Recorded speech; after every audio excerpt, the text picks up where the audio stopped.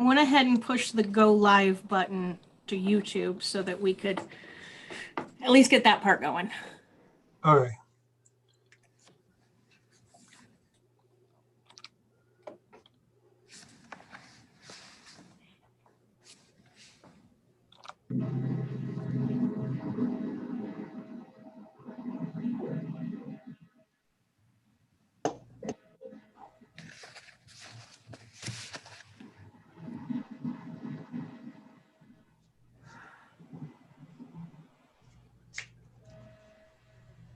Veronica, I'm not seeing Karen here. Is there a county person yet?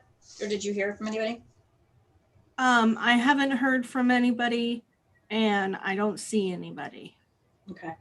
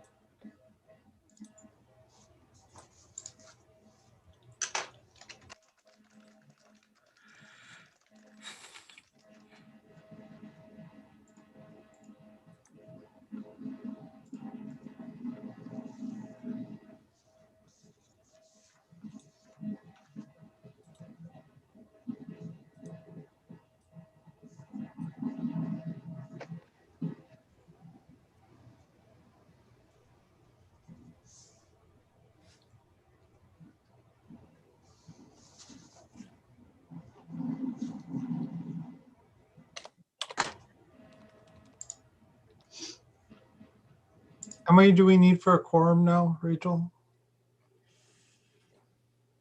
18, I'm pretty sure. How many? Yes, I agree, 18. We don't need 18 for a quorum. We have Not 18 for a quorum. members, is that right? Oh, I'm sorry, 10 of 18. Okay. Yeah, 10 of 18. That's for the board, not the full membership. Apologies. Yeah, that's why I was thinking it's 8. I think it's 18. I just closed the thing. So I updated the spreadsheet. Right, this one will tell me anyway. Well, we have enough. 14. Is this a general membership meeting too, Veronica? Yes. And it's 14 members. So let me count. There's not 14. Right.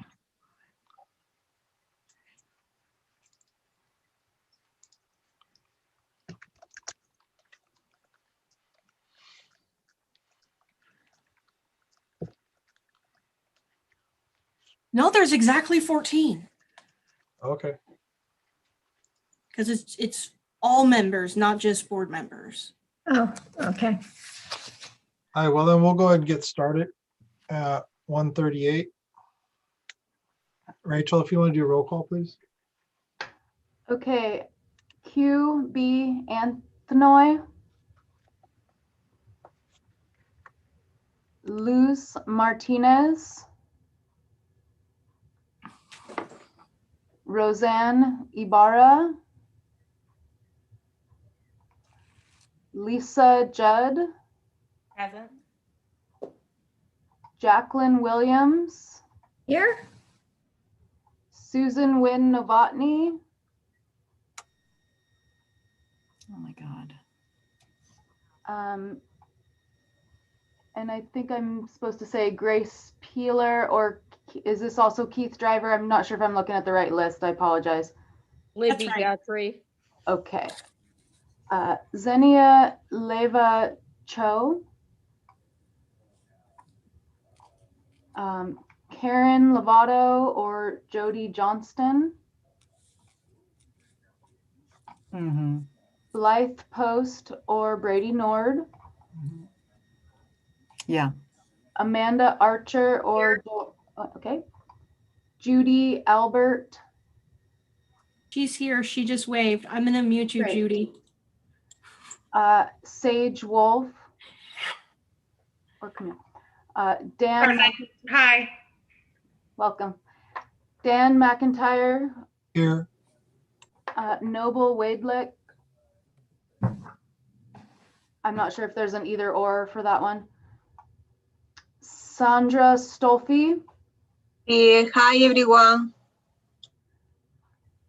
and then continuing on, Sarah McCormick, Elizabeth Elliott, Sarah McCormick's here. Jonathan Plank, Michelle Shaw, Denise Gorney, John Del Castillo, Here. Donald Dam. Just to pause you, Denise is here. Denise, you want to speak up? Here. Thank you. Thanks. John Del Castillo, Donald Damp, Diane Durham. And then I don't know if I need to continue on with this Nope. last section, Veronica. Okay. Nope. Okay, we have a quorum. Thank you.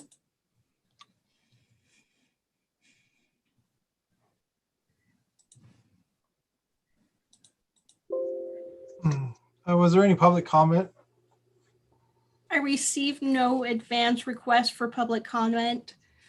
Joanna Olson is here for Amanda Archer. I don't know if that was said. I was kind of doing something. And she was the only one that I had forgotten to initially forget on that request. So I got her, I followed up with her. That was the only email I got or Okay, phone call. so we'll go on to the approval of October 19th, 2020 minutes.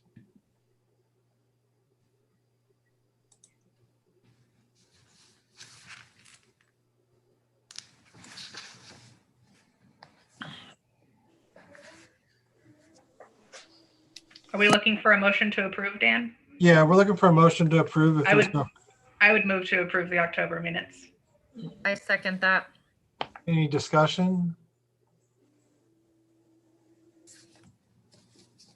Roll call, Rachel. Of course.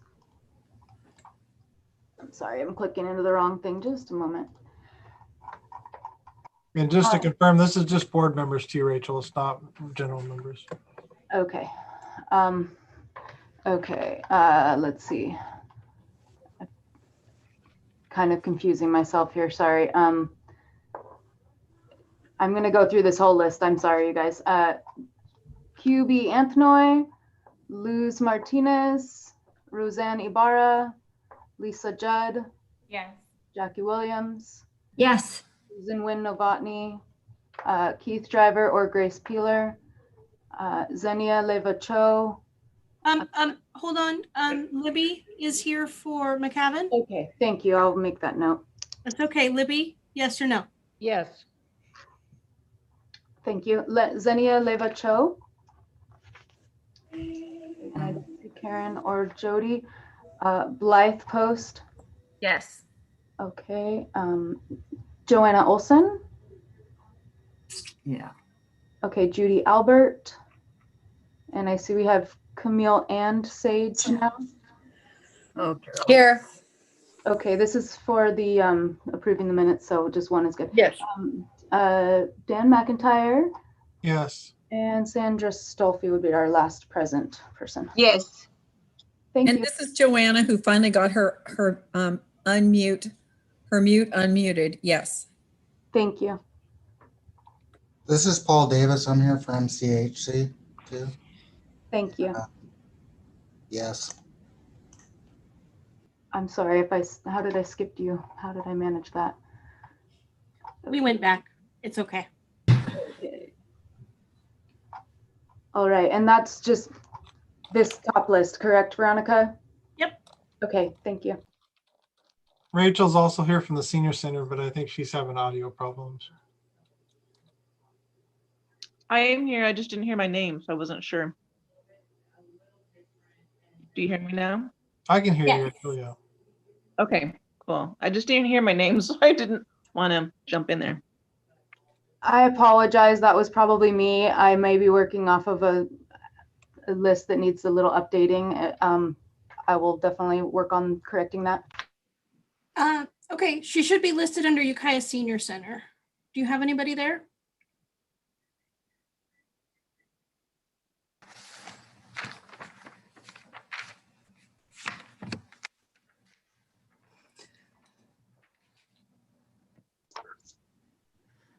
So Yes.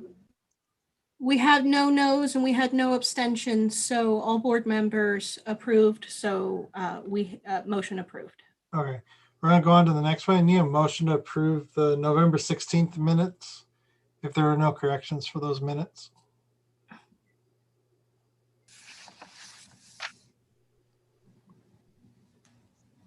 I move to approve, Dan. Okay, is there a second for Jackie's motion? I can second. Lisa, okay. Any discussion or questions or corrections? Hearing none, roll call, Rachel?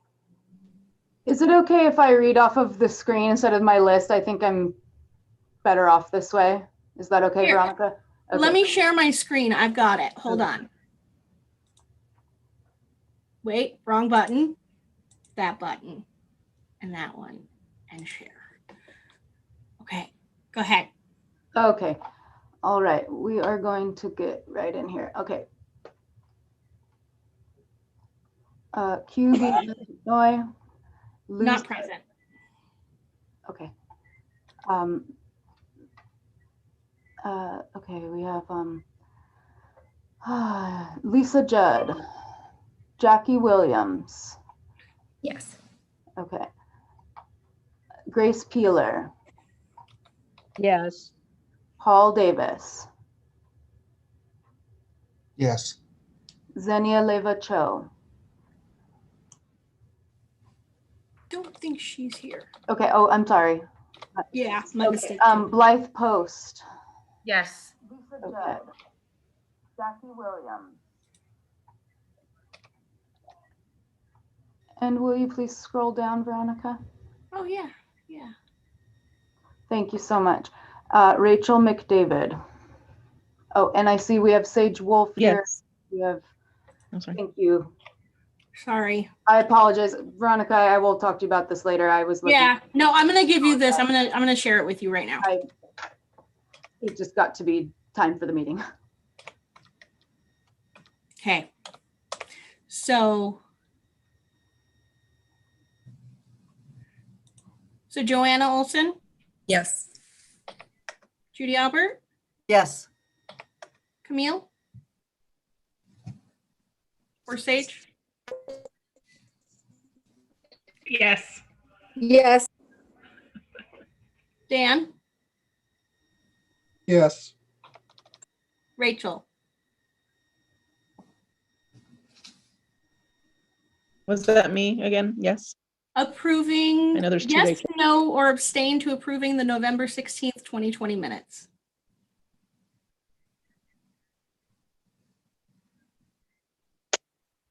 That is Yes. you, Rachel McDavid. Yes? Okay, Yes, I say yes to that. Thank you. okay. And Sandra? Yes. Okay. Motion approved. Okay, we're gonna move on to updates from local jurisdictions. Megan, it looks like your county. Yeah, it does look like I'm the only county person. So let's see. The county's super busy and consumed with the pandemic and everything else. So I'm only gonna just give a brief update on the two kind of most salient housing related projects the county is involved in right now. Project Room Key, which is not Home Key. Project Room Key is the project that provides motel rooms for people at high risk of COVID-19 or positive for COVID-19 or needing to quarantine for COVID-19. That project is still going. We have a current capacity of about 40 rooms. I think we're actually at 43 right now. So for the time being, we're not accepting new people into Project Room Key, but that may change in the near future. In terms of Project Home Key, which is the project that has County Mendocinos purchased the old Best Western Motel on Orchard Street. That project is moving along quite quickly. The contractor to do the remodeling work has been selected and should be approved by the Board of Supervisors tomorrow, hopefully. And that work will begin, the lobby remodel and installing 30 kitchenettes will begin shortly after that. We're still hoping to open the building at the end of March 31st as the target date to begin moving tenants into the building. There's a community meeting, pretty like an open community meeting on Wednesday, January 27th from 4 to 5:30. Hopefully you all have gotten an invitation to that meeting or have heard about it either in the media, however you heard about it. If you do want to RSVP for that meeting and you haven't done so yet, let me know. And then we have another meeting that's not open to the public, but just for organizations that would be likely to be submitting referrals to Project HomeKey. And that meeting is February 1st. I think it's at 10 o'clock. So if you also have not received notification of that meeting and would like to, let me know. And in terms of staffing for Project HomeKey, we still have we're still flying the positions for a social worker assistant and a social worker through the County of Mendocino. These are extra help positions. The recruitment ends February 1st. So I'm spreading that widely and hoping that we'll have some really awesome applicants apply. And those positions would be specifically supporting this project. I think that's it. Are there any questions for the county that I may or may not be able to answer? So, Megan, I was just wondering about the more public meeting. Is that more like just to gather the concerns of the community, kind of like that other meeting that was opened, so that it's not really essential for, unless I just wanted to observe? Yes, that's accurate. Yeah. I mean, if you already know a lot about the project and probably don't need to learn more about the project. So it is an opportunity for the community to ask questions, but I'm really going to try to structure it to the best of my ability to be like a conversation. I don't want to be just like question and answers. I'm trying to have it be as like replicate what would be a community meeting in person. There's about 40 people that have RSVP'd so far, including some neighbor properties. Mm-hmm. So I'll just see how it goes. Okay. Yeah. Oh, thank you, Veronica. That's the information about it. But yeah, Judy, I wouldn't go out of your way to go. Okay. I think I'll be okay. And I can tell from the RSVPs already that there's a number of strong supporters of the project as well. So it'll be a varied group. But thanks for what I think might have been your offer of support. Yeah. Okay. Any other questions for me? Megan, it's Jackie. I just think this makes good on the promise that was made that there would be more information coming. So I just think this is the natural progression of things. Yeah.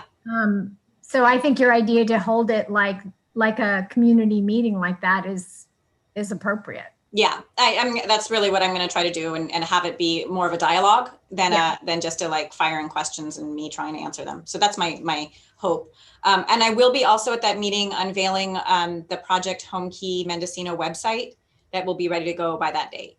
So I've been circulating it a little bit out to get some feedback on it, but it'll be live that day as well. And that has a lot of information and answers to the same questions we keep getting over and over again.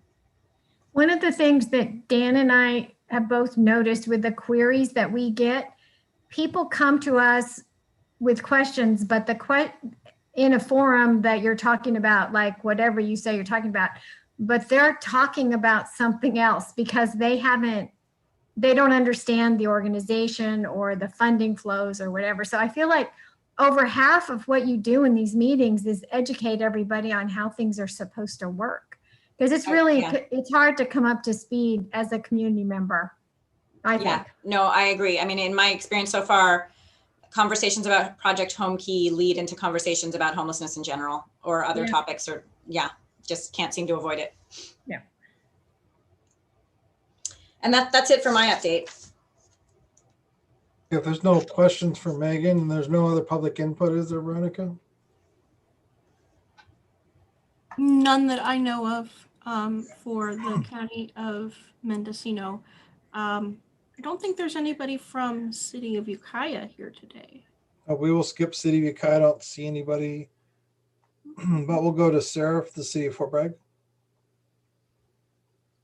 Hi, everybody. I have my video off because I'm eating lunch.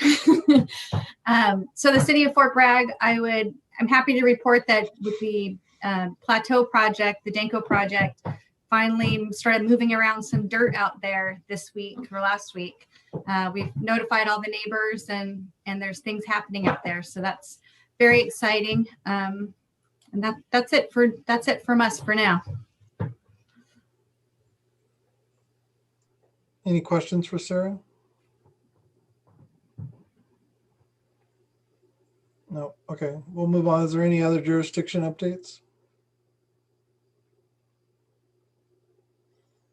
All right, we'll go down to standing committee reports.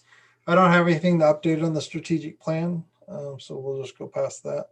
Other than, yeah, I don't have anything. Other than my brain's fried today. It's Monday.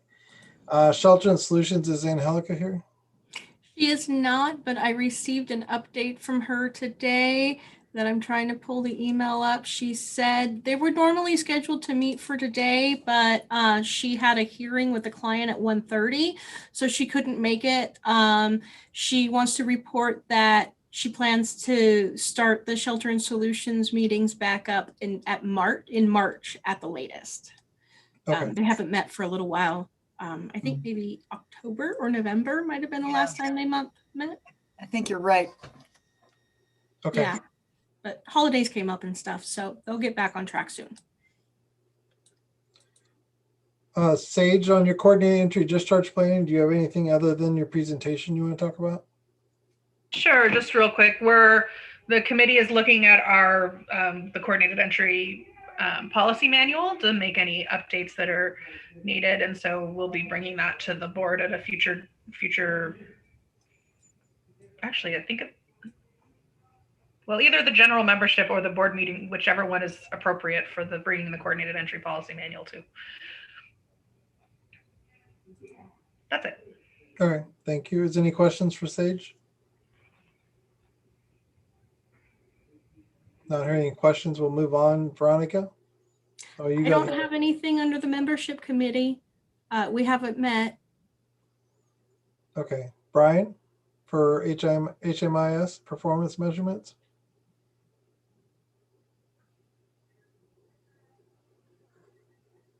I'm just getting back into the HMIS-CoC world, so I haven't been present for any HMIS meetings. I don't believe they've been occurring too regularly, but we will begin that again now that I'm back. Okay, thank you. I know Gary's been reaching out and making sure we fix stuff that's broken in HMIS, so. Do you guys want an update at all from the HMIS lead agency on what we're doing? Sure. Brian, do you want to talk a little bit about the LSA work that you've been doing, and maybe some other things if you want to touch on it? Sure, I can give some brief updates. The most important project we've been working on is submitting data for federal years 2019 and 2020 to HUD for their longitudinal systems analysis report that used to be the AHAR, H-A-H-A-R, and their data is just getting a lot tighter, so we're having to kind of monitor and make more corrections than we've seen in the past for HUD to accept our data. So now we're working on corrections like a client was enrolled into a permanent housing project and a transitional housing project at the same time, so we got to go back, find the narrative, and we can't have overlaps between different housing projects. And in the past, HUD just kind of took the data and took what you had, so they're definitely going through it with more of a fine-tooth comb for this LSA process. This year's interesting for our point-in-time count. We're going to be leveraging HMIS for the sheltered count, which we haven't done before. And Gary has been kind of the lead on reaching out to agencies to get started on that. So instead of having to send out a bunch of forms for your sheltered people, they're already in HMIS, so we're just leveraging the data that's there and trying to reduce redundancies and not fill out a bunch of paperwork. If we can avoid it, this year's count's different since we're not doing that unsheltered count we normally do. And that's kind of our HMIS world. We have hired a new person through the capacity building grant. I'm sure that's been announced before, so we're just working a lot on training up our new HMIS administrator to take on some more roles and really expand HMIS. And in general, work with partners and identify training needs. We are in a bit of a holding pattern since I was the lead who set up our HMIS and then was pulled out 2 months after it went live. So we kind of got a lot of catch-up work to do a lot of the work that we set out to do last year is kind of shifted to 2021. That seems about it in our HMIS world right now. Thanks for the update, Brian. Any questions for Brian? Okay, not seeing any updates or questions.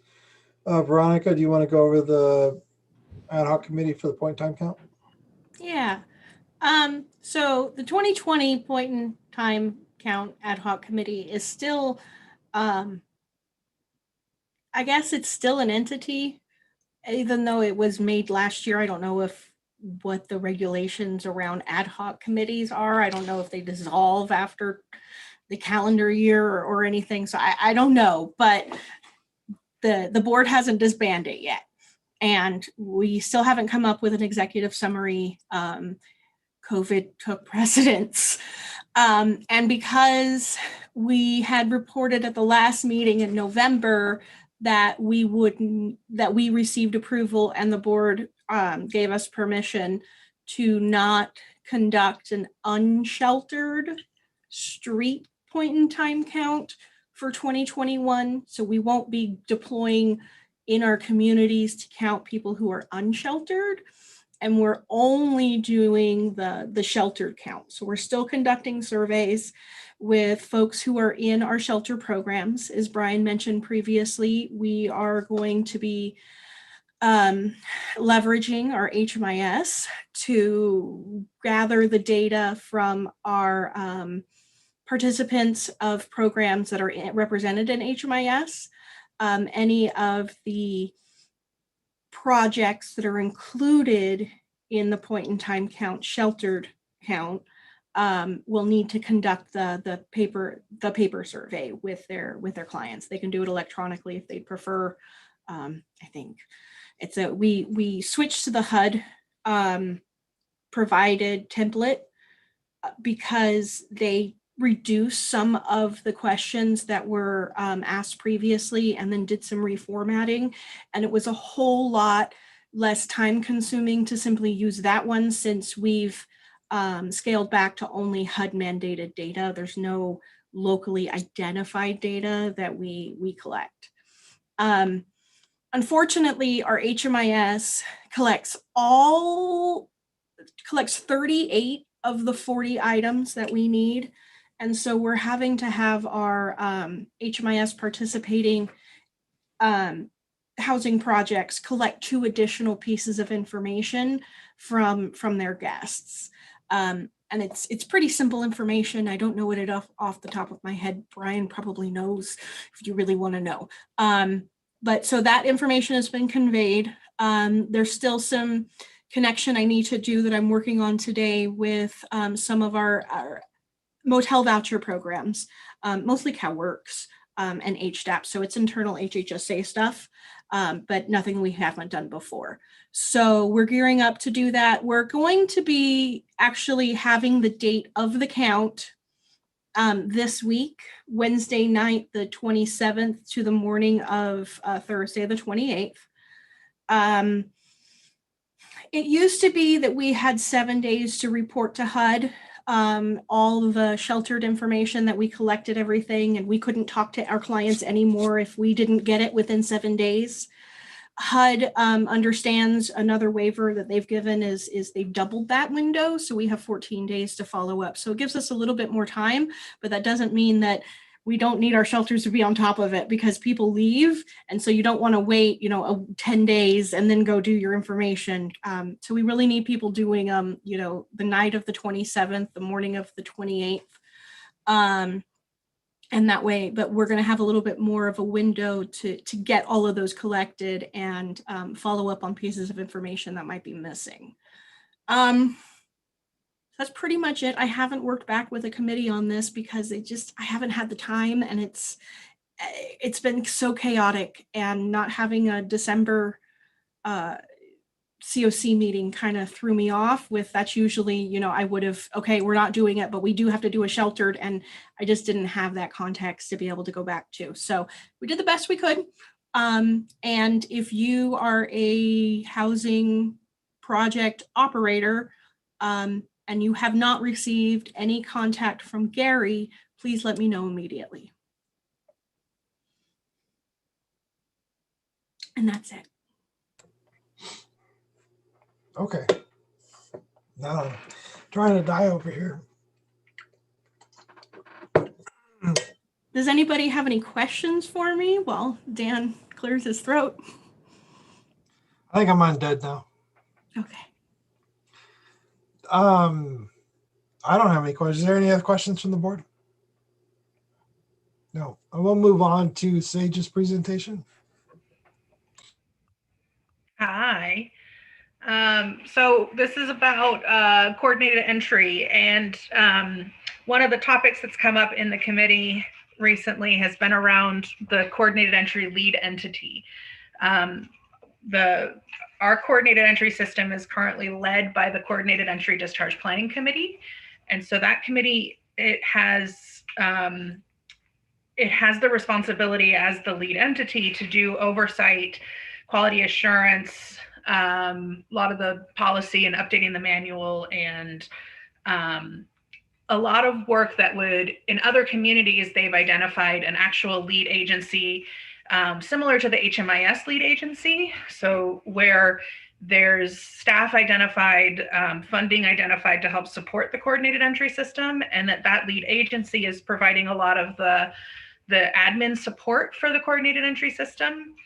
And so what the discussion has been in the coordinated entry committee has been around, as a committee, we are not being super effective at providing the level of quality assurance and administrative oversight over coordinated entry as I think the COC would like to see, mainly because we're all employees doing other projects and programs, and coming to this committee is an additional thing on top of our jobs. And so having the committee as a whole try to coordinate doing, like, for example, looking at the by name list regularly and making sure that people are flowing through it smoothly, making sure that all of the coordinated entry data is in HMIS appropriately, looking at how our housing providers are utilizing coordinated entry to fill their housing slots, and are they doing that according to the policy, and providing that level of like in-depth looking at how our coordinated entry system is functioning.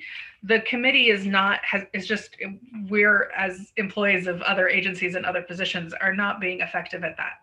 So what we would like to recommend to the COC is to look at identifying a coordinated entry lead agency that would actually be contracted and have an MOU with the COC to do that work, to have like a coordinated entry specialist or analyst or position that is dedicated to doing this kind of quality assurance, detailed work into how coordinated entry is flowing. And then being able to then report back from that coordinated entry lead agency back to the committee and back to this board, the progress that coordinated entry is making. In this kind of model that we're recommending, the coordinated entry committee would then serve as doing more of the kind of higher level policy, looking at how the policies are working to help the system flow along. And hey, Veronica, I'm actually wondering, can you set it up so I can share my screen with that? Because I've simplified, well, not simplified it a little bit, but I think it would be useful to just have the recommendations. So what we really are looking for from this board right now is, one, are we moving in the right direction? That the kind of this idea of having a coordinated entry lead agency identified, and then we have three kind of options that you guys could proceed with, the board could proceed with, and I'm going to share my screen and describe what the options we've identified are. Okay. Oops, sorry. Can you guys see this coordinated entry lead agency document? Perfect. All right, so the three options that we've identified, and you guys are welcome to kind of discuss and come up with additional ones or tweak things as you wish, but I just want to share with you what the committee has identified. So the board could direct the coordinated entry committee to coordinate with the governing board and or strategic planning committee and the COC lead agency to develop a request for proposals with the intention of soliciting proposals from providers interested in the role of the coordinated entry lead agency. That RFP should contain a description of what would make an entity eligible, what the budget parameters could be, the contract expectations, the timeframes, and stuff like that. While that RFP is in place, like while the COC is soliciting responses, we have two options that the coordinated entry committee identified as possible options. You could either continue to have the coordinated entry discharge planning committee act as the lead agency or lead entity like it has been. The COC could also designate and establish the Mendocino County HHSA as the interim coordinated entry lead agency for 2021, while the COC is going through that RFP process to identify the ongoing coordinated entry lead agency. A second option would be for the COC board to nominate an agency to act as a coordinated entry lead. If the board decides that it wants to nominate, the coordinated entry discharge planning committee recommends to identify an agency that doesn't fill housing openings using coordinated entry so that there's not a conflict of interest when it comes to providing quality assurance work over themselves, or that entity has a solid plan for keeping the activities associated with filling housing openings separate from their work as the coordinated entry lead. And that recommendation from the committee really goes into place whether you're looking at an RFP response or whether the board wants to nominate an agency. And then the third option would be to continue to have the coordinated entry discharge planning committee act as the coordinated entry lead entity.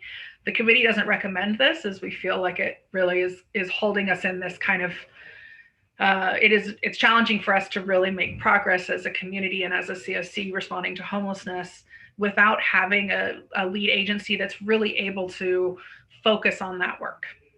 And then lastly, as part of our recommendation, we're recommending that the CHSCoC funding, there's funding in our CHSCoC grant for coordinated entry and HMIS specific activities.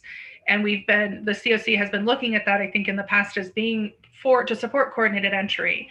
And so the committee recommends identifying that funding as a startup funding source to support whatever path, whether it be going through an RFP or nominating an agency and seeing if that agency will accept. And that startup funding could help support the coordinated entry lead agency activities and while the COC continues to identify funding to support that role ongoing. And that is my presentation.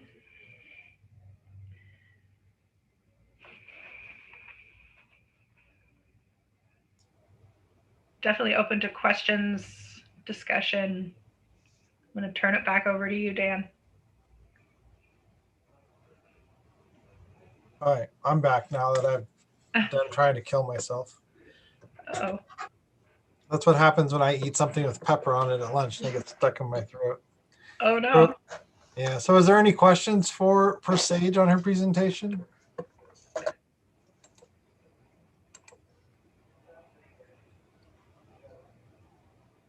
Well, I guess I understand the first part, Sage. Is there a recommendation? I understand you have given us things, options that you'd considered, but if you guys have considered it, I'm curious what you're leaning toward or your recommendation.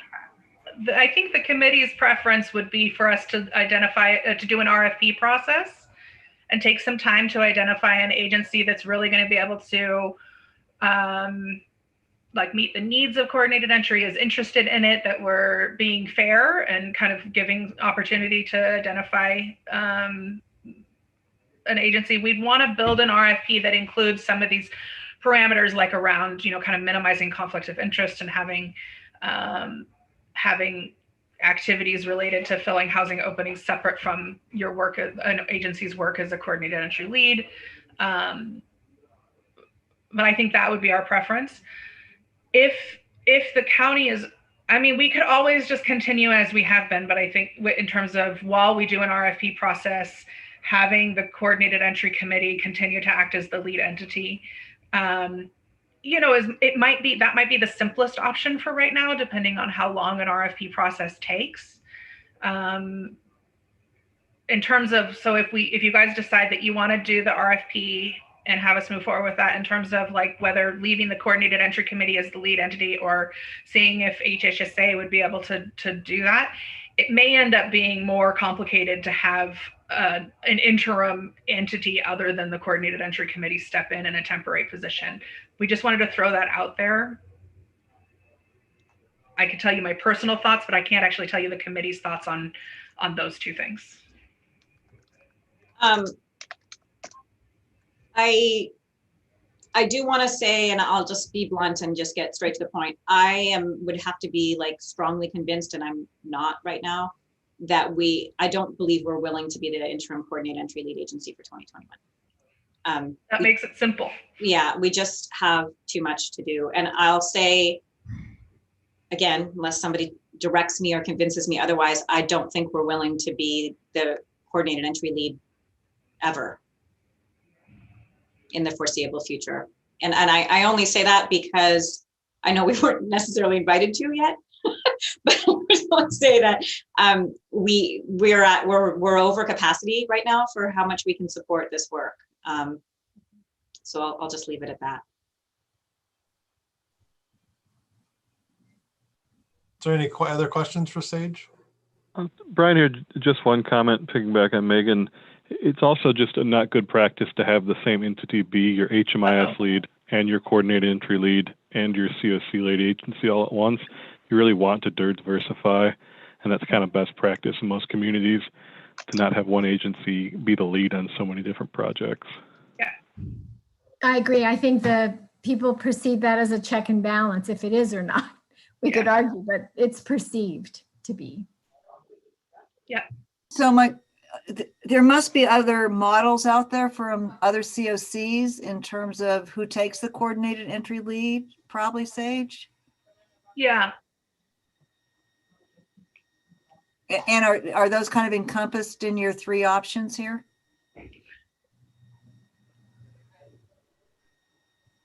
Well, so there are definitely communities that have different agencies being the lead of your coordinated entry and is different from your HMIS and your COC lead. There are COCs where it is all in one because you're limited in terms of what agencies are available, who's willing to take it. So both models exist.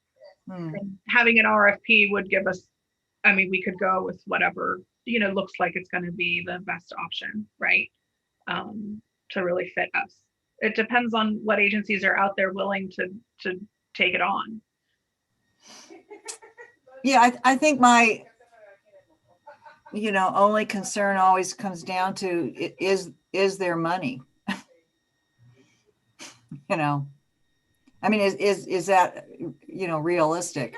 I always see it as not necessarily the money, but it's more of the staffing, right? Like who has the people, because like you're saying, we don't have, like, we need an agency or a lead agency that can commit time, energy, and staffing into just that process. Otherwise, we're still moving in the same direction, but it doesn't feel like it's streamlined.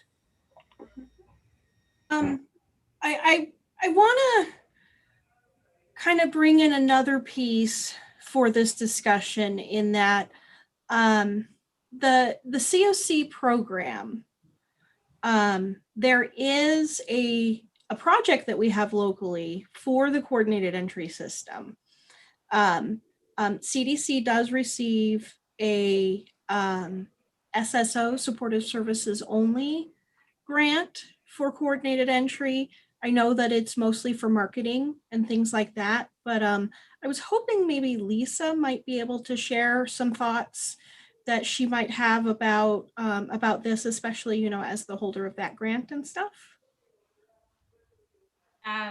Yeah, we were just getting some momentum on that as far as one of the projects that we had our person working on was to determine the different locations that we could put marketing material. Basically, our scope was simply to establish a 1-800 number so that people in rural areas could call in, or non-rural areas. Since the pandemic has happened, people oftentimes feel safer calling in. So we were looking at the different places that we could put the marketing material, even though we don't have that.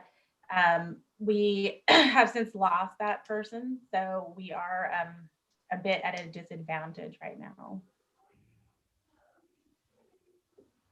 But so that's where we're at right now. But it sounds like for the scope of this, we obviously provide housing. So it sounded like the coordinated entry was looking for maybe an agency that was not providing housing.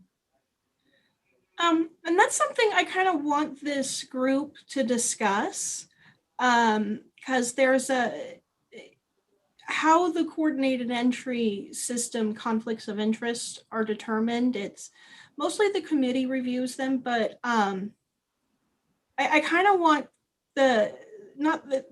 everyone present kind of weigh in on, if you're a housing provider, what kind of role should you play in coordinated entry, like oversight and operation, not just providing accepting referrals and participating in housing navigation and stuff like that. What do you guys I want to know your thoughts. Well, I guess I feel like I'm still not fully understanding coordinated entry, but that's my problem that I should catch up on. But are there other communities where the Public Housing Authority is the coordinated entry lead? Do we know? I can't think of any off the top of my head. Most of the time when a housing authority is involved, they're the COC lead, because they have that capacity and that setup. But we didn't use that model when we initially set up. We decided on a local government agency instead. And so that just never came to fruition here locally. But there are, like in Sonoma County, their county is the housing authority. So. And who is the coordinated entry lead in Sonoma County? I don't Maybe know. Sandra might know. They have it. Coordinated entry in Sonoma County Community Development Commission contract Catholic Charities to do the coordinated entry system. And we as VA, we have our own tracking system. We have like coordinated entry system, like start with assessment, then we give the priority, and then we do the referrals. So to the homeless programs that the VA has, but also to county programs.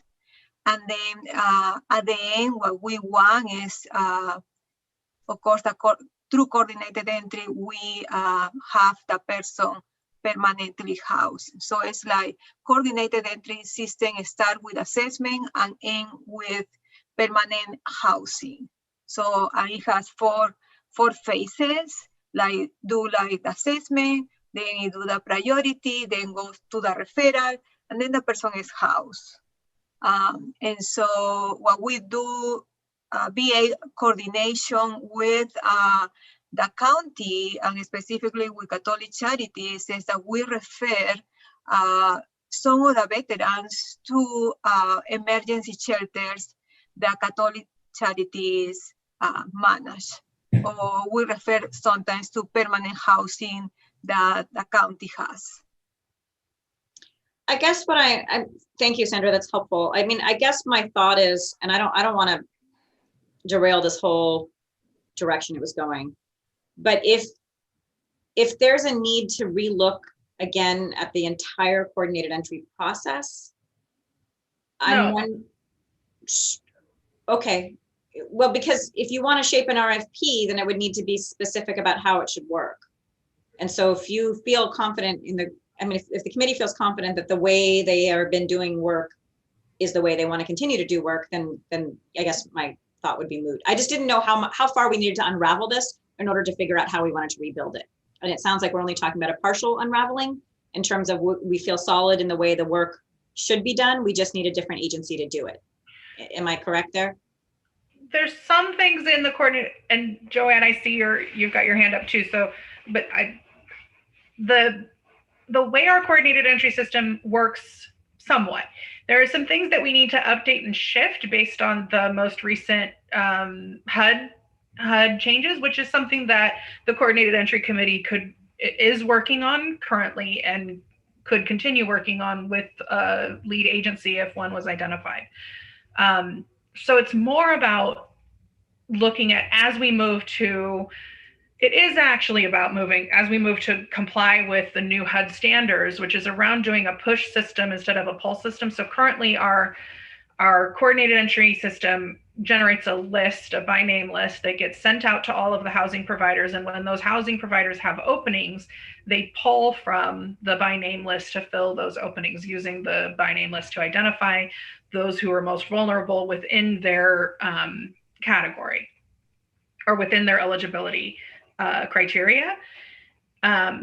And with a push system that the COC or that HUD wants us to shift to is a push system where the person doing the screening would do the screening, and then that person doing the screening would refer them directly to an agency, to the housing resources that fit them.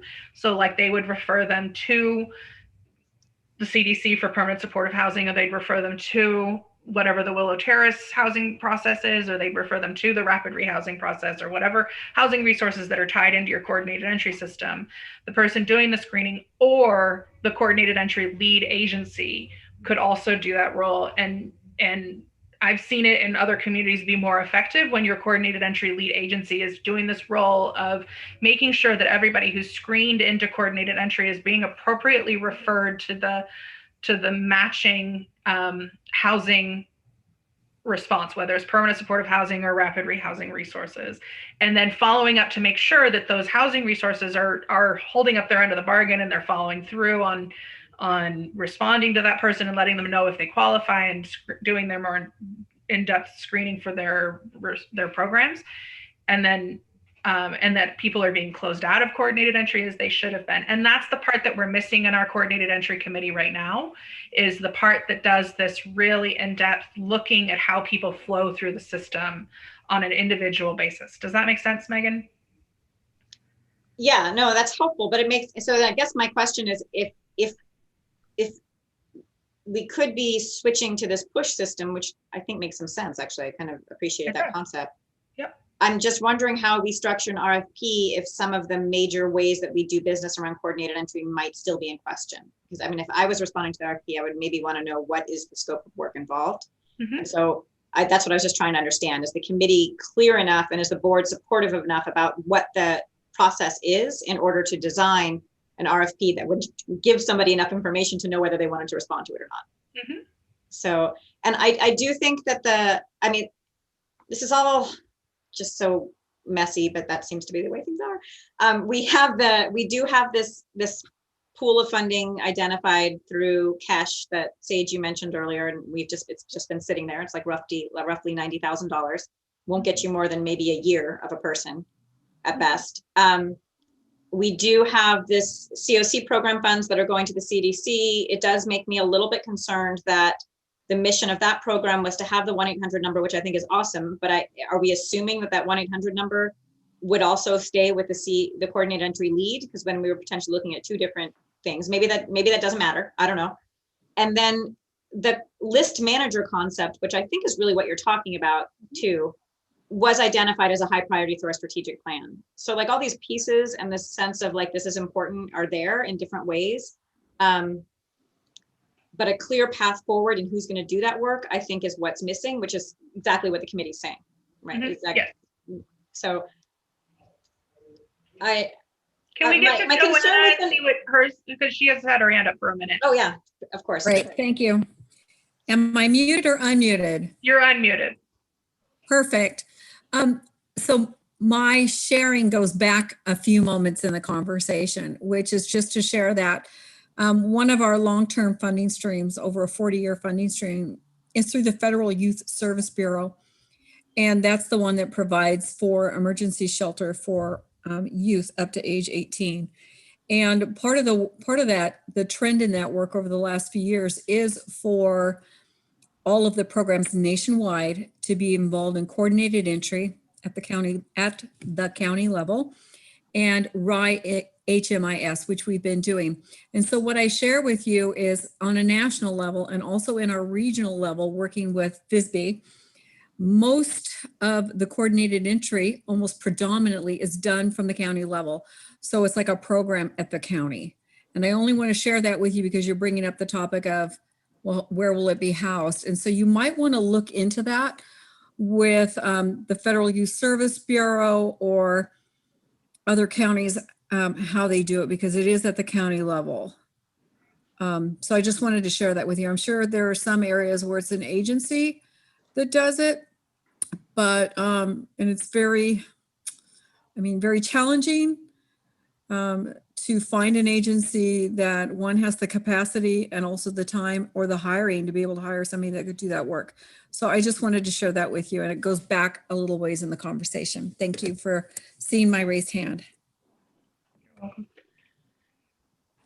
I mean, the committee has talked a lot about this, like having, what Brian brought up and Jackie reinforced around having different entities be the HMIS lead from the COC lead to the coordinated entry lead, and having different entities be that. But the committee's talked about that at length and also has identified that it may just not be realistic to have them housed in different agencies based on how our community is currently set up.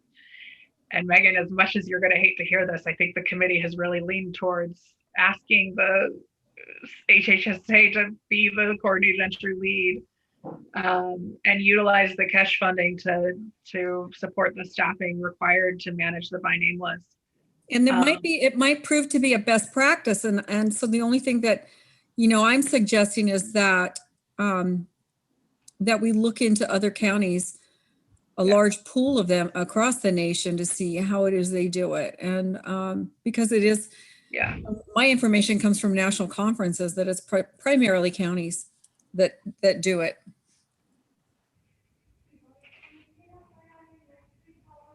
So go ahead, Jackie, maybe first. Jackie. I was just going to say, it's always good to look for other examples, but we're really small, and the number of housing providers is small, and our housing inventory, although is growing, it's still, a challenge. So, I understand how you could do a push in Sonoma County with Catholic Charities because they're embedded there. So, that might be what we hope we look like one day, but that's not what we look like today.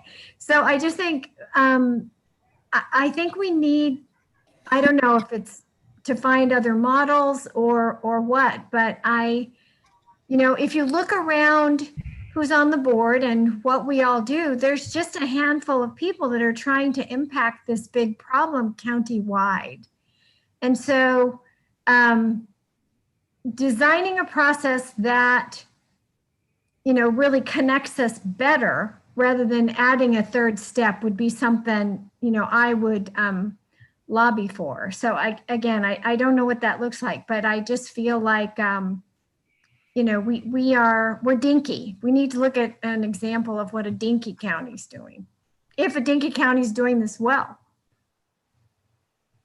So we're looking for models of what dinky counties are doing this well. What I always think about with the COC, and Libby's probably heard me say this when we started. I'm afraid we're trying to do something that nobody else our size ever did. It's like, it's a lot. And I'm really proud of what we've been able to do.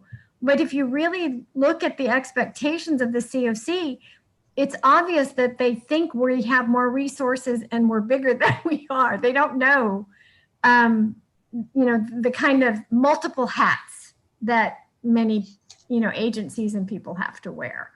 And so with that in mind, I'm sure we can kind of figure this out, but it gets, I'm concerned about what we look like to the people we're trying to help. Anything we could do to look more streamlined and effective, is something that I think would help all of us with the people we serve and the community, but also getting things to where you're doing it the way the COC guidelines want you to do kind of pushes that efficiency in the other direction sometimes. So again, this is not easy. And I kept thinking, sometimes when you design a new process, you design a bridge. You say, we're not there yet. Here's what we need. We might need to put a temporary person in an agency and try something for 12 months and see what we learn. And then we might be able to make a better decision, because we might have to do our own research on what's best here, because there may not be another example out there for us. I don't know. So, I'm really speaking from a lot of ignorance, because I don't necessarily deal with the transition of people into permanent housing. But I've always thought that the VA model worked better than most other models, because they have truly a housing navigator that gets the people to the landlord and et cetera. And not that we could do that for all the people who are homeless, but like if that initial step was taken and then the agency that referred still continued to do some follow-up, if it was their original client. And I know that's kind of in the making, but a lot of what we already do. Do we have a housing navigator? And we have housing navigators at RCS. We have housing navigators at Manzanita. There's housing navigators at McCavan, at Hospitality Center. Judy, I feel like what you're talking about is a landlord-tenant liaison, though. That's one who really breaks through to open up other possibilities. Yes. The workload of those navigators is significant, because every time the person that you're trying to help, something changes, it's like keeping all their information accurate and up to date. So when an opportunity breaks free, you're ready to go. I mean, it's an ongoing. I realize that. Yeah. Right. No, that seems like a really big position. Yeah. And maybe the people in the other agencies do fill those slots and are able to do that. I don't know. I think what you're pointing to, Judy, is again what was highlighted in our strategic plan: the need for a coordinated entry list manager, which is kind of tied to this concept of a coordinated entry lead agency, because it would be a primary position, and a landlord tenant, one countywide landlord tenant person that would be supportive of the work that our housing navigators do. Not replace them, but be supportive of the housing navigators and hold that piece of the connection with landlords, which is what the VA does with their VASH program. They do connect to the landlords. Right. But so we're back to what kind of like, to me, it seems like we're back to what the strategic plan had identified, which is great. It means it was a good strategic plan. And I feel like one of our roadblocks is who is going to do this work. And that's where we seem to be falling apart. And I have to say, I'm willing to kind of piggyback a little bit on Jackie's concept of a bridge. I'm a pretty hard no on the county being the COC lead agency right now, because it will just jeopardize too much of the balls in the air that we're barely holding together right now. So I'm totally, I completely agree that this is a strong need, and but I just can't do it. And I'll take it as a compliment that at least some of the board members would like the county to take this role, because I think in the past, the trust of the county has not been that great, and I'm not sure people would have wanted that. So I'll just take that, whether you want to agree or not. But I'm saying in a couple years, when Project Home Keys launched and there's some more stability and we're not in the middle of a pandemic, and like I have a better vision of like long-term funding for a lot of different things, it's possible that HHSA being the coordinated entry lead manager could make sense, but I just can't do it for the next couple of years, which I have a feeling many of the other likely agencies may feel the same way. So my concern is you could do an RFP and like no one wants it, right? So we could end up in there as well. So this bridge idea is not bad, Jackie. If you could think of some sort of, doable bridge while we wait for some more stability to return is an option.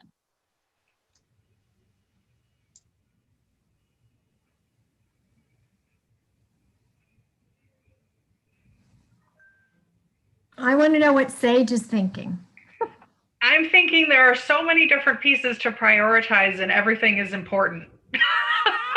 And as soon as I start saying the thing of like, this is really important, y'all, there's like 5 other things that pop in my head that go, yeah, but what about me over here that is also super important?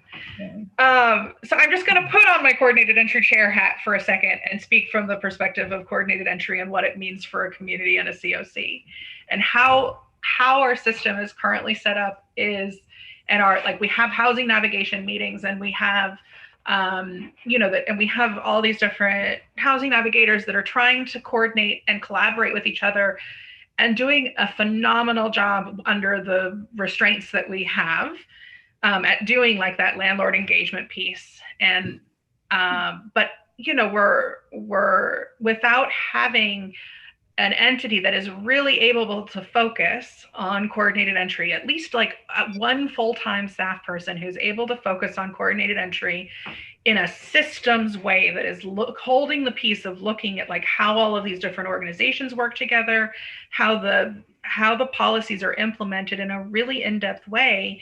Our coordinated entry system is not doing the job that it's supposed to do adequately, which is to move people from the street to housing.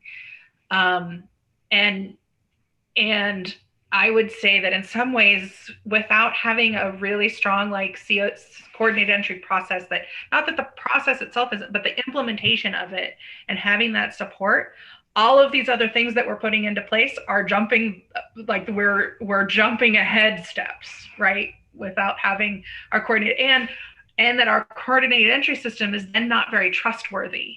And we're trying to sell it. Like, I can't tell right now, like I want 5 hours of Megan's time so we can talk about how Project HomeKey is going to work with coordinated entry. But I also don't feel confident in my ability or in the committee's ability to sell it to a housing entity as this is why you should use coordinated entry to fill your housing slots. Because if we don't have a managed list and we don't have, and if you have that coordinated entry lead agency, that could then end up being the place that houses your 1-800 number. It could end up being the place that houses your landlord tenant person that's holding it for the system.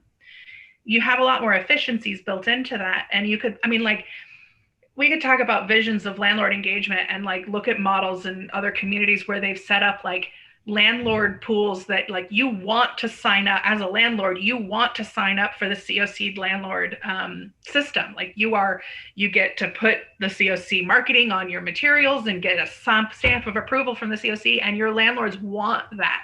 Like they're actually seeking you because you have this support package for your landlords that's built in through. So like that's the long-term kind of amazing vision or like, thing that we could do with it. But anyway, so how we are right now, I feel really, I love coordinated entry and I think it's an amazing system, and it's across the country, across the world, like utilized as a way to move people from the streets to housing. But without having that management piece in place, we're really cutting ourselves short. So I just advocate for us to move towards, whether it's a bridge to try to experiment. I'm all for like, let's dive in and try something. And know we're probably going to make mistakes and learn from it, but let's dive in and try something because. Rachel, David? Thank you. Yes. First off, I'm really impressed by everybody because as I'm no longer working directly in around homeless needs, having done it in the past, I know how much work it is. So I really want to acknowledge that and just say I've been trying to follow all of this because there's so many pieces. But what I hope to be able to contribute is from my experience of working in the Bay Area with coordinated entry is actually being run by a regional center. And I unfortunately saw it not working well. So ideally, yes, it's more efficient, but it doesn't always guarantee that, because then you have one agency that's not really understanding the individual needs and not responding as quickly as the agencies are seeing the need for. And so I just want to say that which I appreciate that you presented multiple options, because that may not be the best thing either, even with funding, because I've seen it not work. So I just want to offer that perspective. Megan. I appreciate that, Rachel. Thank you. I want to just follow up a little bit on Sage. I totally appreciated what you just said because this issue did come up with me on when I was kind of designing how I'm going to think through HomeKey, and I had the exact same feeling that you just described. I wish I could have enough faith in our coordinated entry system to feel like, of course, it's all ready, it's all set up for this project. I could just use the coordinated entry process in order to do the tenant selection for HomeKey. And to me, I don't have that confidence that you just described, which is why I wasn't able to do it. But it doesn't mean I can't have it in the future. So for these projects that maybe are not necessarily going to use a standard coordinated entry process right now, it doesn't mean that in the future they can't once we have the system in place the way we want it. So it says a lot about our system though when we have homeless money coming through the community and they are not wanting to use coordinated entry. Absolutely. I totally agree. I don't feel good about it. And I wish that I felt more confidence in it. I mean, I also feel like Project HomeKey, as an example, was an extremely quick process, right? Like I just don't have time to work anything out. I just have to get this project going in a couple of months. So it does have a little bit of a different pathway than I think maybe a standard normal environment housing project would. That being said, I had a thought, I had like an idea, but now I can't remember what it is. No. And it was something to do. Let me think for a little bit more as someone else talks. I had a kind of proposal, and now I can't remember. I got distracted. Oh, Megan, were you thinking that for those of us that are hesitant about coordinated entry, that we should work to identify the drivers of the hesitancy and resolve those issues so we don't have them? I mean, is that? Yeah, I mean, I'm still willing to do that. I'm not gonna be able to do it in the next 2 months by the time I have to fill this building, or really like next week when I need to start opening up the tenant selection process. But yeah, absolutely. I think all of us who, me suddenly crazily are involved in actually like a housing project would like to have exactly what Sage described. Total confidence in our coordinated entry system, know it's like all set up to work this way, and like, great, I don't even have to think about it. I can just use the coordinated entry system to make these decisions about how to do this project. But I'm not there yet. And this is exactly why. I mean, everything that Sage has laid out is the reason why that we don't feel super confident in it. I don't even know where I was going with that, but because several years ago when we started this conversation, I asked Tammy if, sometimes to build a new system, we all need to agree on the criteria and how we're going to interpret it and learn to trust one another. It's almost like you need to, what I asked for was like a 2-day workshop. Can we not just say this is what coordinated entry is, or this is what we do if we're housing case managers, but literally dig deep and say, here's what we're trying to do. Here's the different populations we serve. Here's the different needs. How are we going to work together to optimize our results and serve the folks that are critically in need? And, that request just kind of got washed, with all the other, I think the fire took it off the table. But I do think that, I can speak from Ford Street. I'm really nervous at times about some of the things with coordinated entry, just because we have a population that are all new in recovery, and I can't risk their sobriety. Mm-hmm. And I'm feeling sometimes that I would be. So again, I don't know what the answer to this is, but I'm sure some communities have figured it out. We just haven't localized it for ourselves. Yes, this is Sandra. I will say that, the VA coordinated entry system really is working. We have decreased number of homelessness every year because it's integrated. We work with all the homeless programs, and we have meetings like every 2 weeks. We review person by person, and we track what are the options, and if the person has an issue that needs support, mental health support, substance abuse treatment. And so we coordinate, different social workers like justice officer, GPD programs, outreach worker, hot bash. So different homeless programs, we are together, and then we look for alternatives. And of course, we see one of one of these is, county, but mainly is using the resources that VA has. So, I wanted to just say, to kind of piggyback on what you said, Jackie, because all the housing and our transitional housing that Project Sanctuary has, it's all communal living situations. It's not like people have individual apartments. And so it's very difficult for us, to bring in people who are actively using or anything like that, because they we have CPS clients who are there because of their children were detained because of substance abuse, et cetera.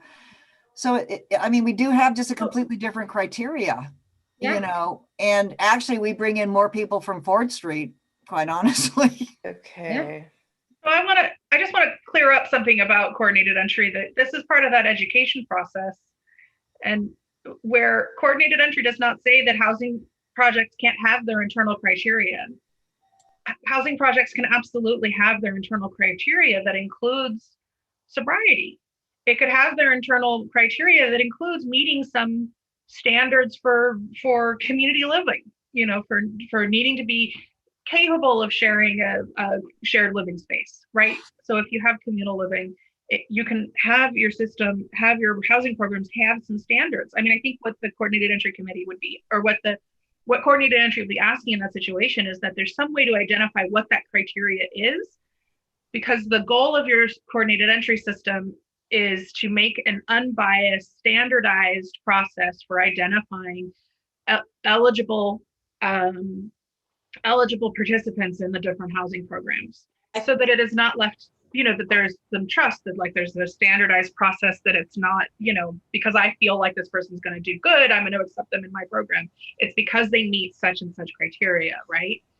And so we see this with Willow Terrace. Willow Terrace uses coordinated entry to fill their housing slots, but they take the coordinated entry by name list, and they identify who is vulnerable, who is identified in coordinated entry, who is most vulnerable and meets our mental illness criteria. So because they have the additional mental illness and full service partnership criteria that they are required to meet. So Jackie, when you talk about your concerns around sobriety and stuff like that, you would have your program set up with the criteria of looking at your by name list. And you don't have to say the most vulnerable in the whole list. Rapid rehousing doesn't take the most vulnerable in the whole list. It takes the most vulnerable in this category, or in what we've identified in our by name list as those most likely to be able to maintain housing after acquiring it on their own without support. So we have a criteria in our coordinated entry system that looks at that, but you could add in and is sober, right? And meets this additional program criteria. So I just want to clear up that misconception about coordinated entry, that it doesn't work with your own system, with your own program's housing criteria. Does that make sense? Yeah, it just basically provides the first layer of a filter. That's how we have to use it. That's why a pull for us, the pull system works better for us than a push, Sage. Especially in affordable housing that has tax credits or other funding there, because just because somebody can push somebody to us doesn't mean we have an opening, A, at that time. But B, if we pull, when we're going to be pulling for the second phase of Ore Creek, we'll pull 3 times as many people off there as we think we have spots for, because that's typically what we have to fill. Camille? Wait, can I just respond really quick to clarify the push versus pull? And then I see Camille and Megan as well. Yeah, go ahead. The push versus pull. So in rapid rehousing, we don't, just because someone's going to push a rapid rehousing referral to us doesn't mean we have an opening to be able to take them. But what it would do, it would start generating a list of rapid rehousing referrals that then when we did have an opening, we would go to that list. So does that make sense? So it would be. Yeah, it makes sense. Just typically the programs that are based on coordinated entry from a TCAC or a home standpoint don't like us to keep a waiting list, because they always want to go back and pull from the coordinated entry. So it's kind of a double-edged sword between what a push and a pull works from the coordinated entry standpoint and how the funding partners see it working and the technicalities there. So Camille? And I think we don't necessarily need to get into the details of all of that here, but I just want to say a push system, we would work with all of those criteria as well to be able to make it so that it's this kind of consistently updated part of the coordinated entry system, that you're not just sitting there with a stagnant list. Camille or Megan, I don't know which one of you, but Camille, you haven't spoken Camille yet. was first. Yeah, hi. Sage, you did a good job of explaining. It's really important for us to remember that our individual agency criteria can be overlaid and still make the HMIS system work. I do want to say we had a lot of lessons learned with the Willow Terrace, because we didn't really understand that originally. And so you took the highest, most vulnerable population and put all of them in the same spot at the same time, which didn't turn out to be necessarily the best idea. And I think actually that RCHDC and RQMC and the county are doing a really good job now of kind of vetting and using a additional kind of lens to that criteria. So I think it behooves us to try to come up with a fidelity way of doing HMIS, but with the recognition that there's pieces that each of us as agencies, Project Sanctuary, Fort Street, RCHDC, Redwood, have that are overlaid. It just needs to be clear to whoever's running it what those things are. I want to pause really quick and just say we're this particular agenda item is on identifying a path forward for having a coordinated entry lead agency, not necessarily on how coordinated entry works. Yeah, we're gonna have and to. if you want to talk about how coordinated entry works, please come to the coordinated entry committee meeting so that we have some good brains at the table for figuring out how to best make it work. Yeah, we're gonna either have to table this or move on, because we still have more stuff and it's almost 3 o'clock. So I think it would be really good to make some decision moving forward and how we're going to proceed. I'm not that I have any good ideas, but yeah, the committee really needs some direction. And we have a HMIS lead who's been doing the by name list management, who is saying that they don't have capacity to really continue doing that by name list management and coordinated entry system management that they've been doing. I mean, they haven't even really been supposed to be doing it. So let me propose an idea that it's kind of like number one here for the committee, but I'm wondering, so when I see the word RFP, I'm thinking of the county's RFP process, which is like really like kind of intense. But I'm wondering if we could do an informal solicitation to anybody we think could remotely be interested, and say, are you interested in either like a bridge concept of taking over coordinated lead agency on a temporary basis or a permanent basis, or both? Because I think we need to kind of get a sense of the lay of the land before we know what path to take. I'm afraid we'll find a bunch of no's. But maybe we'll be surprised and we'll be like, oh, wow, there's a bunch of interest here and we could make this work. So I'm just wondering if there was a sense of gauging interest first, because I think Judy's point is really well taken. We can't really promise ongoing funding for this, which makes it a huge liability for a lot of organizations to be willing to take on. So it's a difficult ask, and we might want to ask it informally to kind of figure out what we're working with here. It would be difficult to have a coordinated entry lead agency that did not work countywide. It just would. So that limits, the number of participants quite a bit.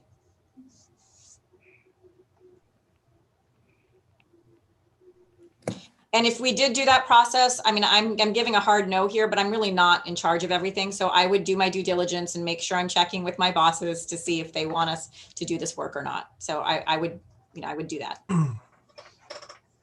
I think that's the way we should move forward. I don't know if we need a motion for that, Megan, because we could sit here and talk about it all day.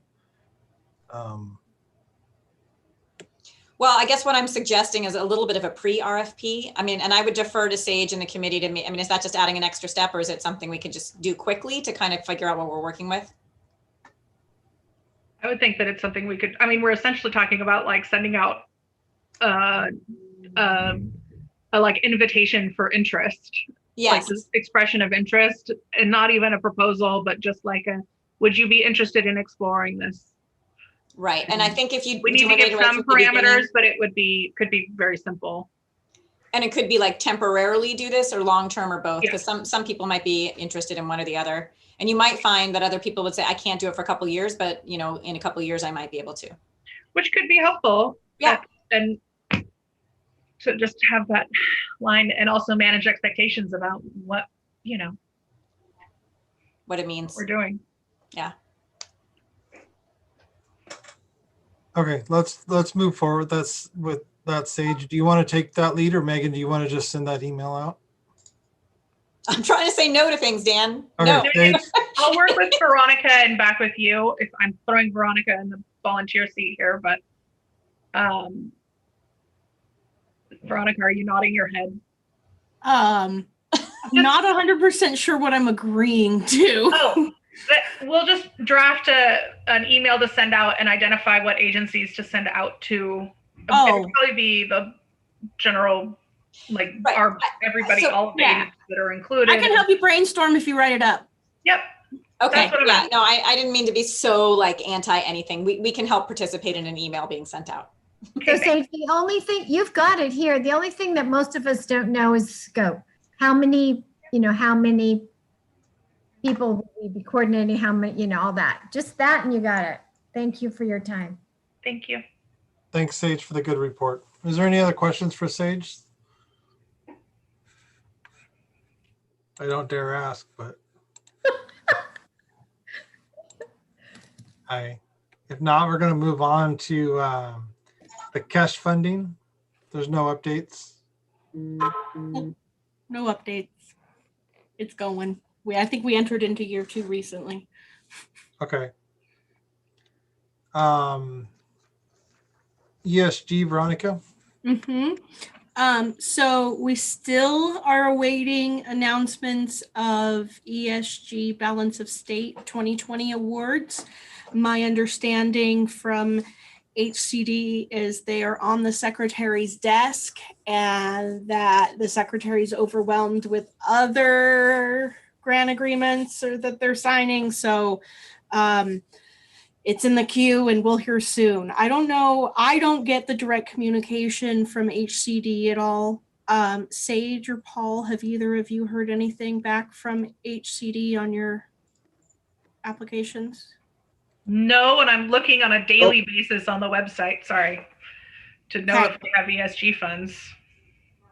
Haven't heard. Okay, so they haven't told you guys either. So I have no update. ESG CARES Act CV funds, the first round of funding is in place. We have the grant agreement, everything's done, and we're getting the money out. Round 2, I said application, but I meant a grant agreement is not yet finalized. The application's in.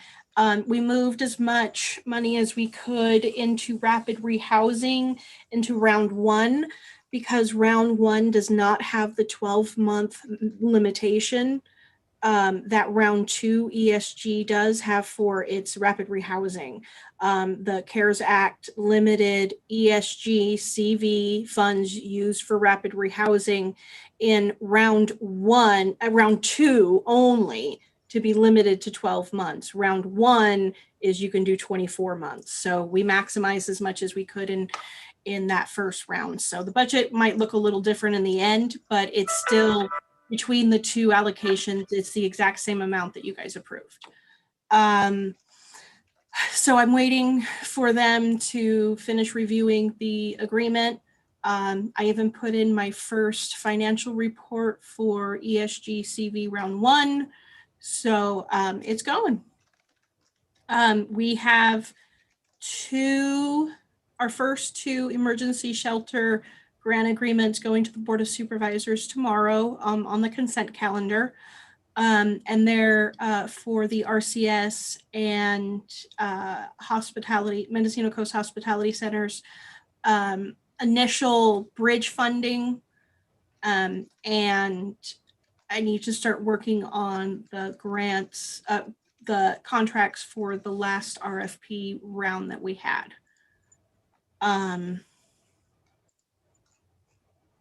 The actual RFP that we released for emergency shelter, we had 3 recipient responses.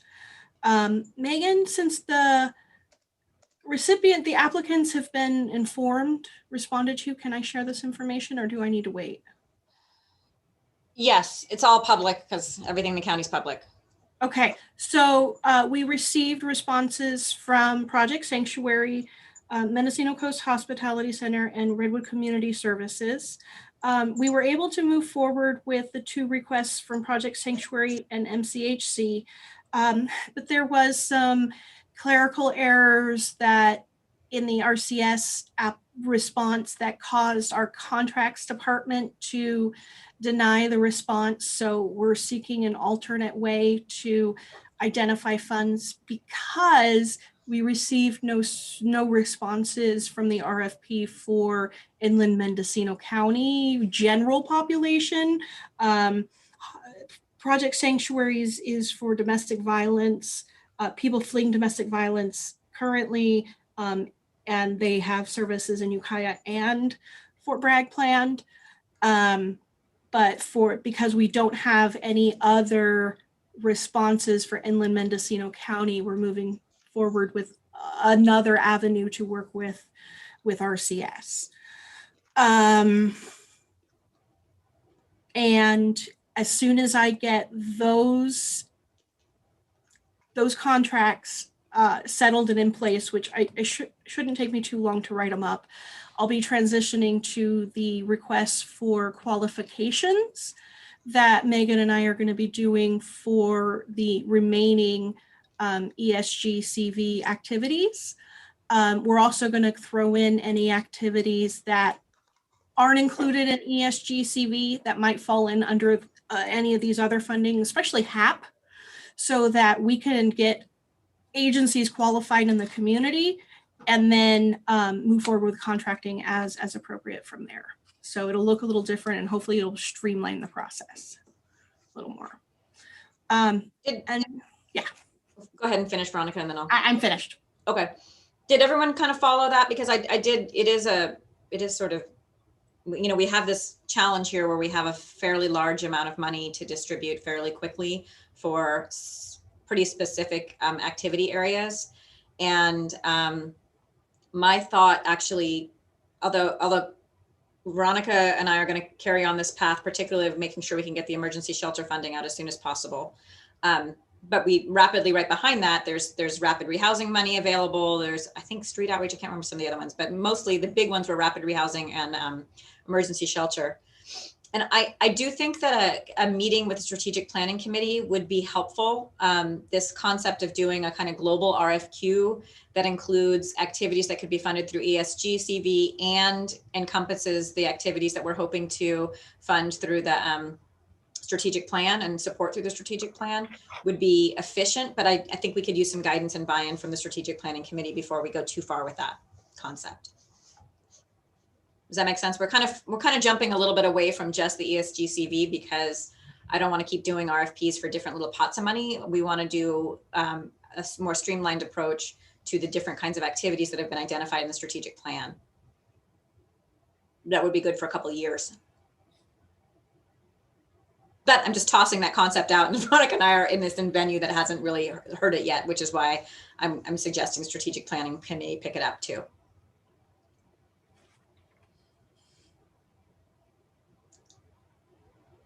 So I'll send out a doodle. I think it's a good idea, Megan. Okay, so we'll send out a doodle for a strategic planning committee pretty soon. And that's my ESG update. All right, thank you. Any comments or questions on ESG besides what came up? Megan, do you have an update on HEAP? I have a brief update on HEAP. The previous direction from the board was to use the remaining HEAP funds. If everyone remembers, these funds have to be expended by June 2021. We anticipated that we were going to have about $156,000 in unused funds.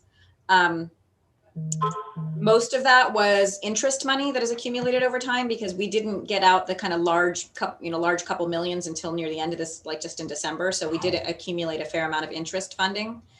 So it's at roughly 156,000, might end up being a little more than that. I'm not totally sure.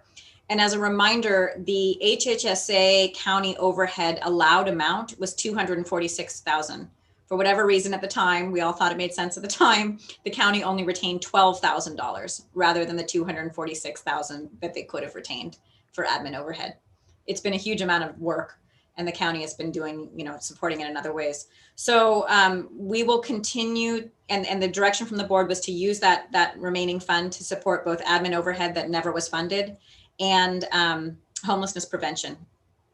I'm still kind of trying to figure out what that's going to look like. And it's still less than the admin amount that would have been allowed. So it's a little too complicated to go into in great detail unless people want to ask questions. But because the funding pool that's left over is interest, I can't just toss that entire interest amount into admin overhead. I'm only allowed to use 5% of that for admin. So it's a little bit complicated. What the county is proposing to do is use their allocation, which could have been up to $246,000 to support home key. We know we can spend that. We know we can get it out. It would pay for kitchenettes, additional kitchenettes in the home key unit. And it would be a way to make sure that we don't lose that money. And the second part is I wanted to remind the board, which was in your board packet, that we still have funding available for homelessness prevention through our immediate needs housing fund. It's that very flexible barrier busting fund that we set up early on in the pandemic. It can be used for almost anything housing related to homelessness and barriers to homelessness, either staying housed or getting housed. So I wanted to remind everyone that funding source is still there. Our applications have really declined recently, which is fine. I'm glad it's still there, but I just wanted to remind everyone that it's still available. All right, thank you, Megan. Any questions for Megan on HEAP? I'm hoping that we're going to be done with HEAP, which is sort of exciting to get something off our plate. By June, it really will be done. So that'll be great. Okay. All for Judy, I just do want to remind you that if there's some delay with Project Sanctuary, we do need to know ASAP. That's the one I am a little bit worried about just to let the board know. That project has been significantly delayed. And it's yeah, Megan, it's frustrating. I know. Beyond belief. And I'm actually just talking to our ED about it now because she kind of was taking the lead on it. And oh my God, I'm just so, anyway. Yeah, no, I know you've had a lot of delays that are not even necessarily pandemic related and building department and all of that. So, but I mean, all the money, it's absolutely true. All the money has got to be spent by June 2021. There's no two ways about it. No, and I don't think there will be. Okay, thank you. Yeah, so that's really but otherwise I think we're good. We're going to be good. You're going to make it. You're going to make it happen. I know you all are. Any of you have HEAP money left, spend it right now. So I'm trying. I know you are. Megan?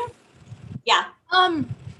Wasn't there some kind of caveat where as long as we paid it out by June, if they didn't incur the expense until a little bit after that, wasn't it okay? As long as it was out of our bank account? No, it had to be encumbered, it had to be out of ours by a certain deadline, which we did meet, and then it had to be literally spent, which seems a little bit much that they take the money back, but that's what they're claiming, and I want to show it spent. So yeah. Okay. If there's no other questions on that, Veronica, do you have an update on HAP? Yeah. I got round 2 application done. I have never completed a grant application that was that intense ever. It was 13 tabs on the screen with attachments and all kinds of stuff. So part of it includes a analysis by our HUD TA provider on our 2019 system performance measurement report. So he provided some feedback and identified some gaps based upon that report that I was able to use as our gaps analysis. But I really want to bring it back to the board, especially that the COC is required by HUD every year to conduct a gaps analysis, but it's never been done. You just don't get the points on your COC grant application. It doesn't stop you from receiving funds, but it's a huge area where we could gain some improvements and improve our COC overall score. So it's more than just points though, because it helps us understand where we need to direct our resources so that when we have money like HAP that comes in, we know we already have direction on where it needs to go, and we know where our gaps are. So we really need to focus on that moving forward. I'm glad to know that we have a strategic plan. It really, really helped when I was doing the application. The county has opted to utilize their HAP Round 2 funds as rapid rehousing funds for 24 of the units at Project Homekey. So that'll be for 2 years. So that's how they'll be using it, exclusively to provide permanent housing. And then because the COC didn't really approve or suggest any kind of a budget or line items with HAP Round 2, what I did was I put it into rapid rehousing. But if at any point the COC wants to utilize it differently, we can make that happen. I didn't have time with the strategic planning committee to work back with them on a budget. The holidays got in the way, and I just had to get this grant done. And so, but it can be adjusted at any point moving forward. So I said that we would use it for rapid rehousing to support pandemic-related projects that come up that to sustain their funding after ESG-CV funds run out. We'll have to do an analysis of all of those projects and determine, which ones are needed to continue filling gaps. And that way we can use the HAP funds to kind of sustain those projects that are still needed to fill our gaps. And that's it. I just want to add, for the benefit of the board, like the big picture vision that we were working on under the direction of the board was HEAP had to be done soon. ESG has this timeline that needs to be spent really soon. And HAP, although Veronica's been working heroically to secure the money, because it has a much longer timeline for spending, we haven't even really spent much time on moving forward with getting that money out yet, because it has this much, further timeline. So that's, I think, another thing that we can commit to with the strategic planning committee on the strategic timeline for the use of these funds. And I'll say that the county's portion of HAP is pretty much the same way. I mean, there's the counties, we're not really even, it's not so much on my radar right now on the county side of the HAP funds, because we have these other funding sources that are a higher priority to spend before they go away. And the HAP Round 2 funds, we have until middle of 2026 to spend these funds. And it's less than $500,000. It's less than 500,000.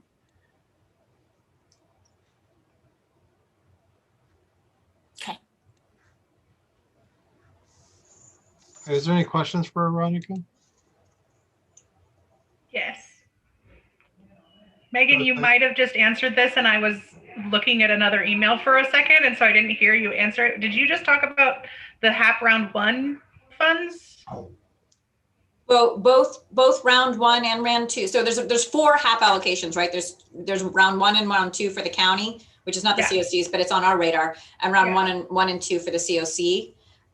Really very, on the county side, almost none of those funds for Round 1 have been allocated or decided on, because again, they have this much longer timeline span than the current resources we have in front of us right now that need to be spent right now. So. And same with the COC HAP funds, they haven't been allocated either? No. Okay, I just wanted to double check. Yeah. There's a general vision for them, but there's not. So the way it all fit together is that if we were able to efficiently get this RFQ out, that could help promote that process of spending the HAP allocation as well. Okay.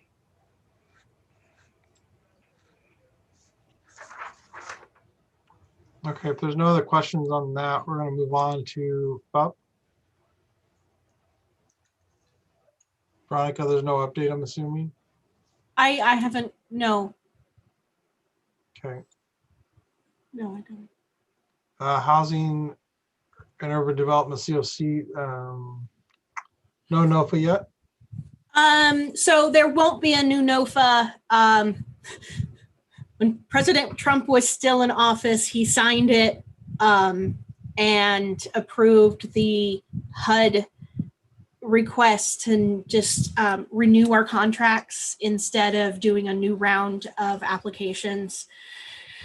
I think literally they had less than 24 hours to sign it when it went through. So we were all on pins and needles. But I'm happy to report we do not have to do the big old huge COC annual NOFA. They're going to renew our current contracts that we have. So there's 3. One with HHSA for the COC planning grant. And then the other 2 are with CDC for the permanent supportive housing rental assistance, tenant-based rental assistance project, and then the supportive services only coordinated entry COC grant. Okay. Well, that's good. And then the last one is the HMIS capacity building grant. We're moving forward with it. Kirsty's getting a lot of the improvements to our policies and procedures. So we should have some revisions to our HMIS policies and procedures to present to this body in the next few months. We're hoping to get an extension for, because basically everything was delayed by a year because of the pandemic and I couldn't get anybody in place and Brian was gone.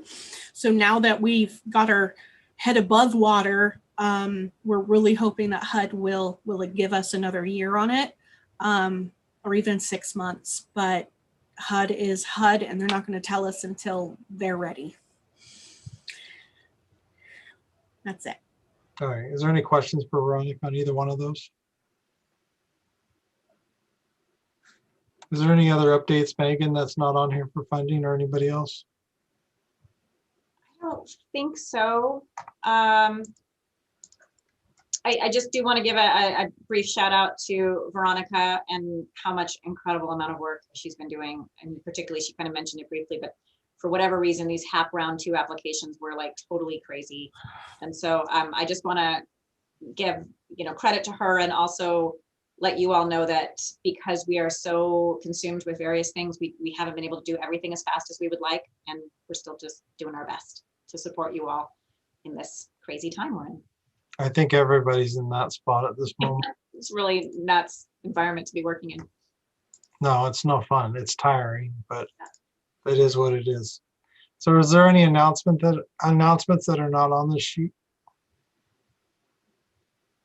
I have one I'll make about the Building Bridges shelter so that the information really starts getting out there. And I should really put together an email and send it to people, but these sorts of things, they take time.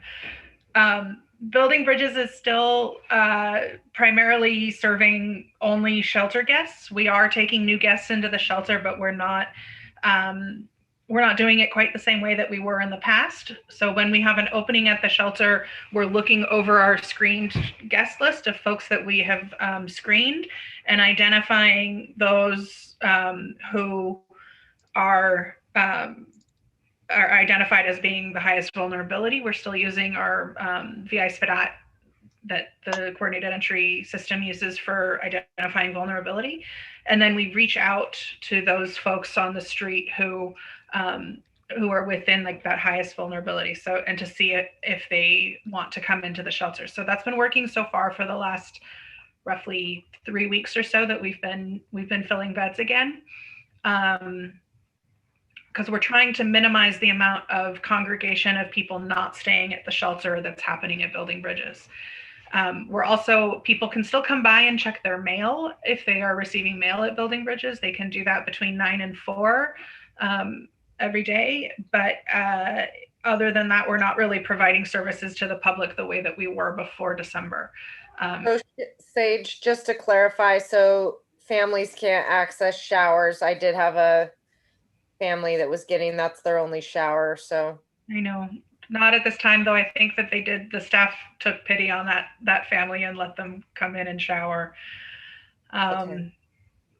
I really hope that we can start opening up showers and laundry to people by appointment. But at this time we are continuing to remain closed and not taking appointments for showers and laundry. We are taking people who are working with our housing navigators. They can make an appointment with the housing navigators and come meet them at Building Bridges at their appointment. And as soon as we start having appointments available for people to come and do showers and laundry, we'll let you know. Thank you. Yeah. If somebody hasn't stayed at the shelter before and they haven't been screened, they can come to the shelter between 9 a.m. and 4 p.m. and ask to get screened to stay at the shelter so they can get on our list.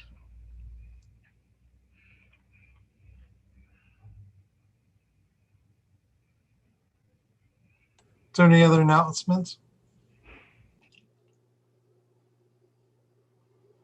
Sorry, just really briefly, I do want to say that, and I should have looked at this before, but a number of you, some of you at least, have terms that are ending in March 2021. So before the next general membership meeting, which is, I believe, in March, Veronica and I will look into that and reach out to those of you who have terms expiring. Just a heads up for now. Okay. If there's nothing else, the next meeting will be February 22nd at 1:30. And this was moved back a date because of President's Day, just FYI. That's why it's the 22nd. I have one more announcement. I'm sorry. What's that? We're doing a trash cleanup neighborhood beautification day on February 13th. Oh my gosh, I wish I had an actual time in front of me. I don't remember what time we're starting it, but I will send a flyer out to all of you guys. But we're doing a neighborhood beautification and asking for anybody who wants to come and pick up trash around Building Bridges on that Saturday. You would be very welcome. Sage, I will say your fence is really nice. It's been looking good out there. Thank you. Yeah. Just not really an announcement, just to piggyback on what Sage was saying. NorCal Christian Ministries at the Center for Hope at 150 Luce Avenue is providing showers to people experiencing homelessness in early mornings, like 7 a.m.